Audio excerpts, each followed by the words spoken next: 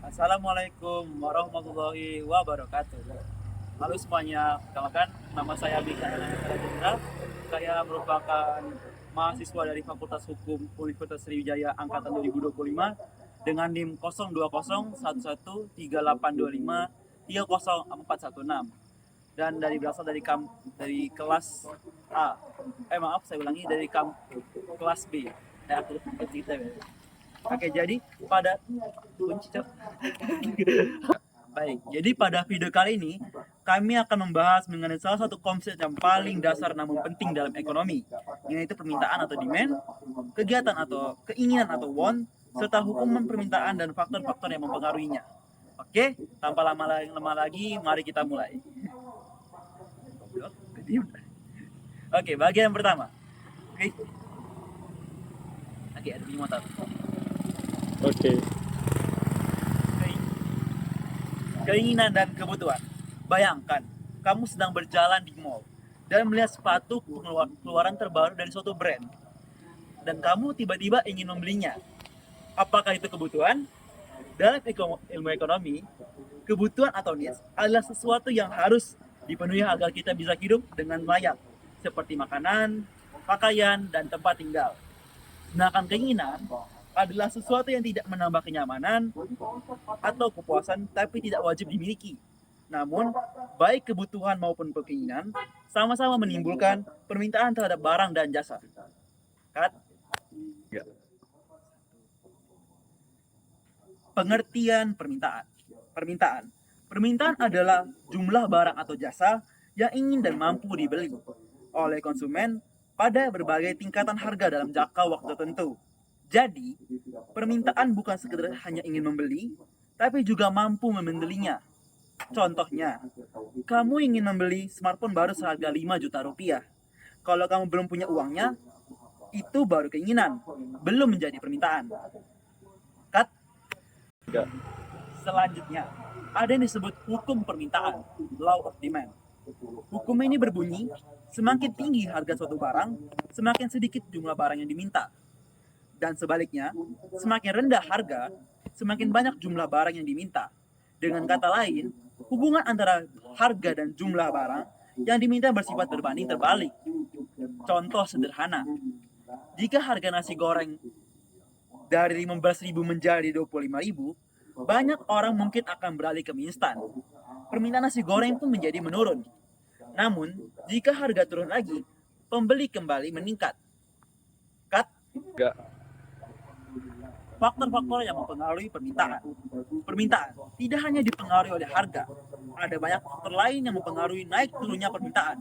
Antara lain, yang pertama, pendapatan konsumen. Semakin tinggi pendapatan, semakin besar pula daya belinya. Yang kedua, jumlah penduduk. Semakin banyak penduduk, semakin tinggi pula permintaannya. Yang ketiga, selera atau referensi. Tren dan gaya hidup sangat mempengaruhi permintaan tertentu. Dan yang keempat, harapan terhadap masa depan. Jika orang memperkirakan harga akan naik, mereka cenderung membeli lebih banyak barang dari sekarang. Tunggu bentar. Jangan.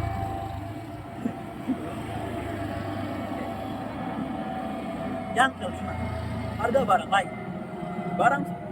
Tunggu bentar, jangan dikat. Yang kelima, harga barang lain. Barang substitusi atau pengganti dan komplementer atau perlengkapan juga berperan. Contoh, jika harga kopi naik, permintaan teh mungkin akan meningkat karena teh yang menjadi alternatif yang lebih murah. Cut. Ya. Kurva permintaan. Dalam grafik, hubungan antara harga dan jumlah yang barang yang diminta digambarkan oleh kurva permintaan. Kurva ini miring ke bawah dan kiri ke kanan bawah, menunjukkan bahwa saat harga turun, jumlah barang yang diminta akan meningkat. Cut. Perubahan permintaan versus perubahan jumlah yang diminta. Seringkali orang keliru membedakan dua hal ini. Yang pertama, perubahan jumlah yang diminta terjadi karena perubahan harga barang itu sendiri bergerak di sepanjang kurva. Yang kedua, perubahan permintaan terjadi karena faktor lain seperti pendapatan, selera, atau harga barang lain, menggeser kurva ke kanan atau ke kiri. Contohnya, pendapatan masyarakat meningkat. Hal itu disebabkan oleh permintaan barang elektronik naik.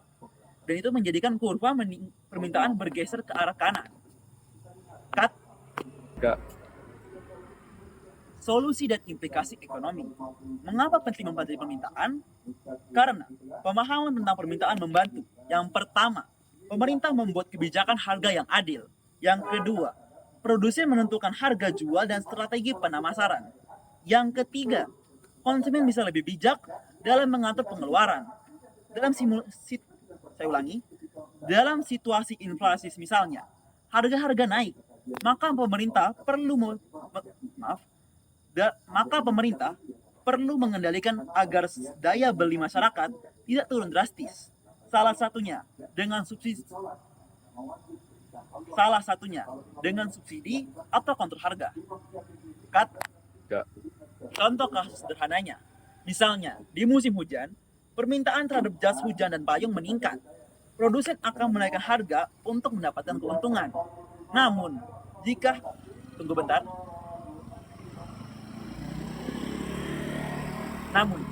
harga naik terlalu tinggi, pembeli berkurang. Disinilah keseimbangan pasar akan terbentuk antara permintaan dan penawaran. Enggak. Penutupan. Jadi, teman-teman, dari pembahasan penutupan. Jadi, teman-teman, dari pembahasan tadi kita bisa simpulkan bahwa yang pertama, permintaan lahir dari kebutuhan dan keinginan. Yang kedua, hukum permintaan menjelaskan hubungan yang terbalik antara harga dan jumlah barang yang diminta. Yang ketiga, banyak faktor yang mempengaruhi permintaan, tidak hanya harga. Yang keempat, pemahaman tentang permintaan membantu kita memahami bagaimana pasar dan harga bekerja dalam kehidupan kita sehari-hari. Teruslah belajar, karena memahami ekonomi bukan hanya tentang angka, tetapi juga bagaimana kita membuat keputusan kita sebagai manusia. Cut. Penawaran. Pengertian penawaran. Sebelum kita memasuki ke hukumnya, kita perlu tahu dulu apa yang dimaksud dengan penawaran. Penawaran adalah jumlah barang atau jasa yang bersedia dan mampu dibeli oleh produsen pada berbagai tingkat harga dalam suatu periode waktu tertentu. Artinya, ketika kita bicara tentang penawaran, kita sedang berbicara tentang keputusan produsen. Berapa banyak barang yang ingin mereka jual dan pada harga berapa. Sebagai contoh, seseorang petani bisa saja memutuskan untuk menjual lebih banyak hasil panennya ketika harga beras sedang naik. Karena semakin tinggi harga barang, semakin besar juga keuntungan yang dia peroleh. Cut. 3. Bunyi hukum penawaran. Nah, dari pengamatan perilaku yang para produsen itulah muncul hukum penawaran. Saya ulangi. Nah, tunggu bentar. Ada motor dulu. Hujan, Cuk. Gitu, hujan.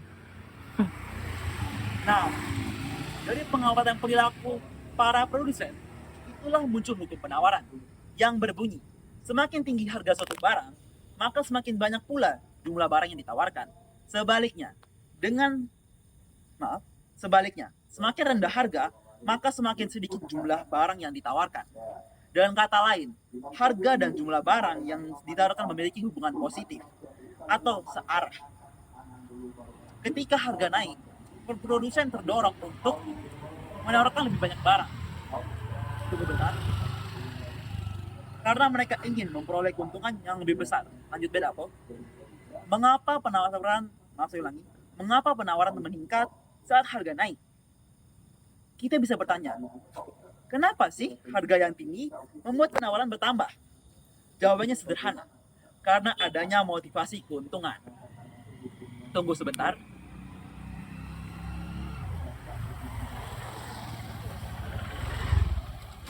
Produsen selalu berorientasi pada laba. Jika harga barang naik, pendapatan per unit barang juga meningkat. Hal ini membuat produsen tertarik untuk memperbesar produksi atau menjual lebih banyak barang ke pasar. Sebaliknya, ketika harga turun, keuntungan menurun. Produsen jadi menahan barang, mengurangi produksi, atau bahkan berpindah ke atau bahkan akan berpindah ke produk lain yang lebih menguntungkan. Lanjut, kurva penawaran. Secara grafik, hubungan antara harga dan jumlah barang yang ditawarkan digambarkan oleh dalam kurva penawaran. Kurva ini memiliki kemiringan positif, artinya menanjak dari kiri ke bawah ke kanan ke atas. Tiap titik di kurva menunjukkan berapa banyak barang yang ditawarkan pada tingkat harga tertentu. Jika harga naik dari P1 ke P2, maka jumlah barang yang ditawarkan akan naik dari Q1 ke Q2. Kurva ini membantu memahami bagaimana penawaran berubah sering. Sebentar. Kurva ini membantu kita memahami bagaimana penawaran berubah seiring perubahan harga di pasar. Lanjut. Faktor-faktor yang mempengaruhi penawaran. Selain harga, ada banyak faktor lain yang dapat mempengaruhi penawaran. Antara lain, yang pertama, biaya produksi. Jika biaya bahan baku, tenaga kerja, atau energi meningkat, produsen mungkin akan menurunkan penawaran karena biaya produksi yang bertambah besar. Tunggu sebentar.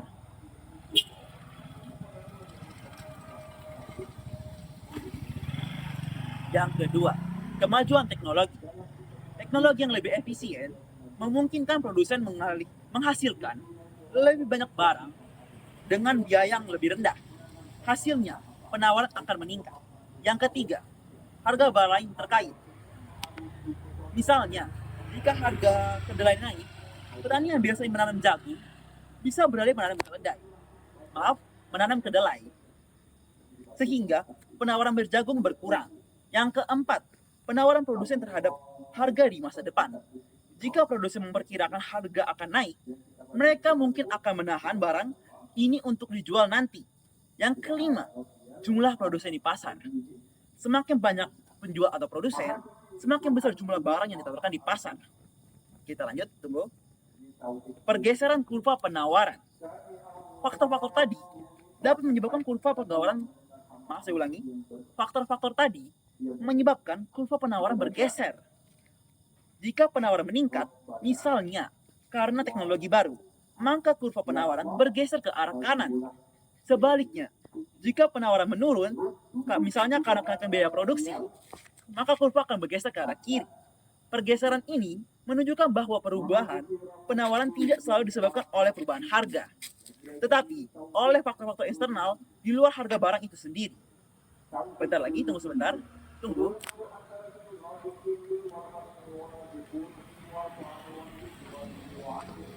Tunggu bentar, Im. Contoh nyata dalam kehidupan sehari-hari. Mari kita lihat contoh yang lebih dekat dengan kehidupan kita. Bayangkan saat musim panen raya cabai, karena hasil panen bertambah, melimpah, penawaran cabai meningkat drastis, sementara permintaan tetap. Akibatnya, harga cabai pun turun di pasar. Tunggu sebentar.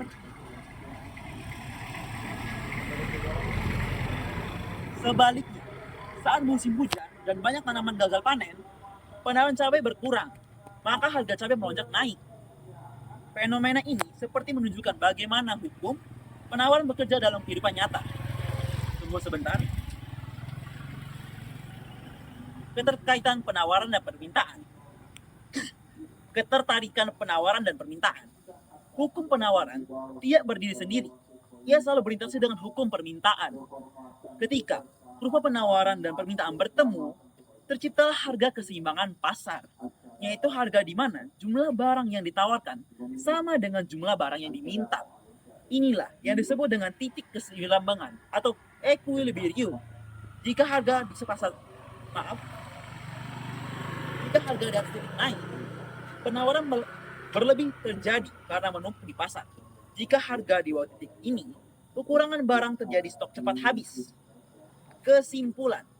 Jadi, dari pembahasan kita bisa menyimpulkan bahwa yang pertama, hukum penawaran menunjukkan hubungan positif antara harga dan jumlah barang yang ditawarkan. Yang kedua, produsen akan lebih banyak barang ketika harga naik karena termotivasi oleh keuntungan. Yang ketiga, penawaran dipengaruhi oleh berbagai faktor seperti biaya produksi, teknologi, dan harapan harga di masa depan. Dan terakhir, dan yang paling penting, penawaran selalu berinteraksi dengan permintaan untuk menentukan harga di pasar. Baik, lanjut ke bagian terakhir, yaitu adalah pasar. Tunggu sebentar. Pengertian pasar dalam ekonomi. Ketika mendengar kata pasar, mungkin yang terbayang di pikiran kalian adalah tempat jual beli seperti pasar tradisional, supermarket, ataupun toko online. Namun, dalam ekonomi, pasar tidak selalu berarti tempat fisik. Pasar dalam arti ekonomi adalah pertemuan antara penjual dan pembeli untuk melakukan transaksi barang ataupun jasa. Jadi, pasar bisa terjadi di mana saja, baik secara langsung maupun melalui media digital seperti e-commerce. Intinya, selama ada penjual yang menawarkan dan pembeli yang membutuhkan, disitulah terjadi pasar. Fungsi dan peran pasar. Pasar memiliki peran yang sangat penting dalam kegiatan ekonomi, yaitu yang pertama, menentukan harga barang dan jasa. Harga terbentuk melalui interaksi antara penawaran dan permintaan. Yang kedua, menyalurkan barang dan jasa dari produsen ke konsumen. Yang ketiga, mendorong efisiensi produksi. Karena produsen berlomba-lomba memenuhi kebutuhan pasar dengan cara yang paling terbaik. Dan yang keempat, menjadi indikator ekonomi, di mana perubahan harga dan jumlah barang bisa menggambarkan kondisi ekonomi suatu negara. Jadi, pasar bukan hanya sekedar tempat jual beli, tetapi juga sistem yang mengatur bagaimana sumber daya dialokasikan secara efisien. Yang ketiga, mekanisme pasar. Bagaimana pasar bekerja? Tunggu sebentar. Karim, tunggu ya.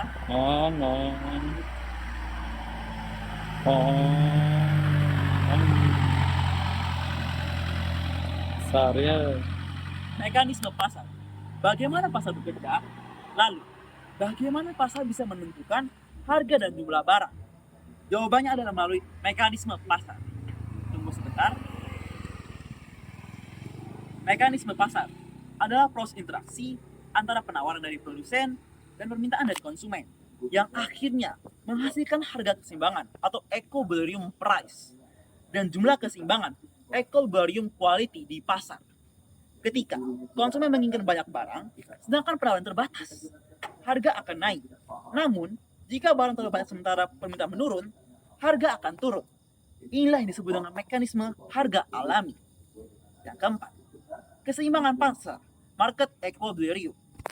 Sekarang, mari kita bahas bagian penting dari mekanisme pasar, yaitu keseimbangan pasar. Tunggu sebentar. Keseimbangan pasar terjadi ketika jumlah barang yang diminta konsumen sama dengan jumlah barang yang ditawarkan produsen pada tingkat harga tertentu.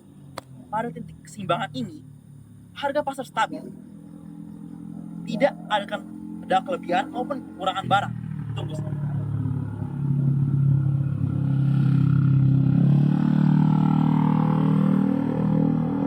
Harga keseimbangan dilambangkan dengan simbol PE atau price equilibrium dan jumlah keseimbangan dengan QE, quantity equilibrium. Tunggu sejenak. Ada mobil bentar. Banyak. Tunggu.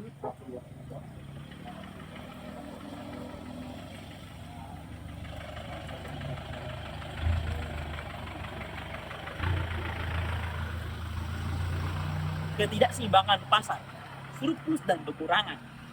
Namun, dalam kenyataannya, pasar tidak selalu berada di titik keseimbangan. Namun, terkadang harga pasar bisa berada di atas atau di bawah harga keseimbangan. Jika harga lebih tinggi dalam keseimbangan, produsen akan menawarkan terlalu banyak barang. Sementara konsumen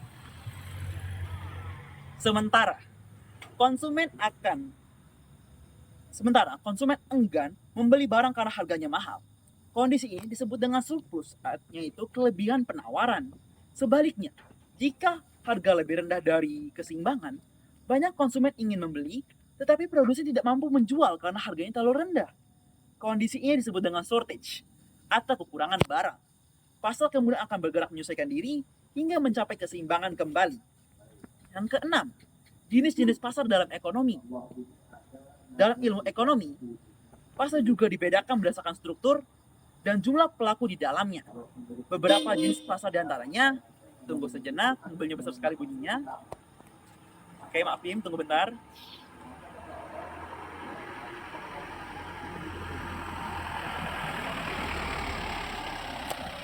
Pasti yang saya Dalam ilmu ekonomi, pasar juga dibedakan berdasarkan struktur dan jumlah pelaku di dalamnya. Beberapa jenis pasar diantaranya. Yang pertama, pasar persaingan bebas. Pasar persaingan sempurna.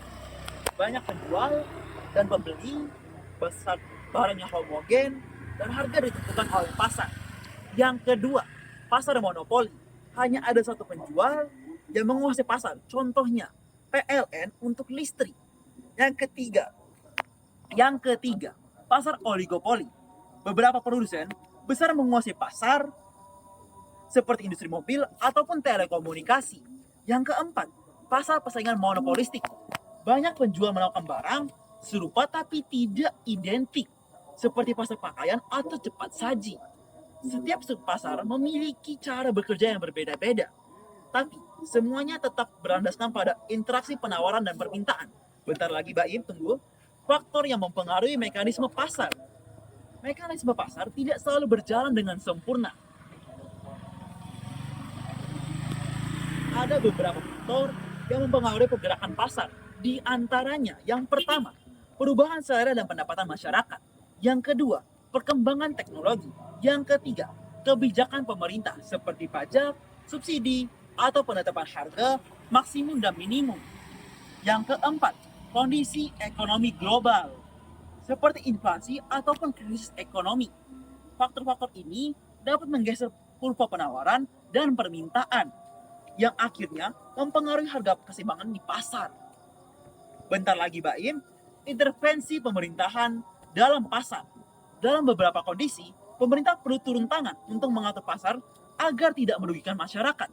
Contohnya dengan yang pertama, harga maksimum ataupun price ceiling, membatasi harga agar tidak terlalu tinggi. Misalnya, harga BBM ataupun obat-obatan.